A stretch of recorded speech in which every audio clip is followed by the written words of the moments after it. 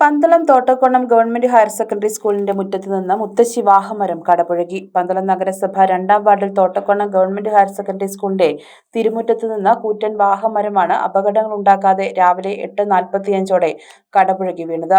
സ്കൂളിൽ കുട്ടികളൊക്കെ എത്തിത്തുടങ്ങിയിരുന്നു. എങ്കിലും ഭാഗ്യത്തിന് അപകടം സംഭവിച്ചില്ല. മരം വീണതിന്റെ തൊട്ടടുത്ത ബിൽഡിംഗിൽ 9 മണി മുതൽ കലോത്സവം നടക്കാനിരിക്കെയാണ് സംഭവം.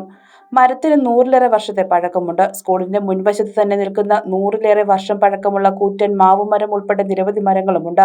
അപകടങ്ങൾ ഒഴിവാക്കുവാൻ മരങ്ങൾ വെട്ടിമാറ്റണമെന്നും 2023-ലെ ഇടിമിന്നലിൽ തകരാറിലായ ഹൈസ്കൂൾ വിഭാഗത്തിന്റെ ഇരുനില ബിൽഡിംഗിലെ വയറിംഗ് മാറ്റി റീവയറിംഗ് നടത്തണമെന്നും സ്കൂളിന്റെ കവാടത്തിൽ തന്നെയുള്ള സ്റ്റേജിന്റെ സ്ഥിതിയും അപകടസ്ഥിതിയിലാണെന്നും മെയിന്റനൻസ് നടത്തണമെന്നും ആവശ്യപ്പെട്ട് സ്കൂൾ അധ്യയനം ആരംഭിക്കുന്നതിന് മുമ്പും അതിനുശേഷവും പലതവണ നഗരസഭാ സെക്രട്ടറിക്ക് കൗൺസിലർ KR വിജയകുമാർ പരാതി നൽകിയിരുന്നു. എങ്കിലും നടപടി സ്വീകരിക്കാൻ കഴിഞ്ഞിട്ടില്ല. എന്നാൽ ഇന്നത്തെ സംഭവത്തോടെ അടിയന്തര നടപടി സ്വീകരിക്കുമെന്ന് സെക്രട്ടറി ഉറപ്പു നൽകിയിട്ടുണ്ട്. News bureau, Pandalam.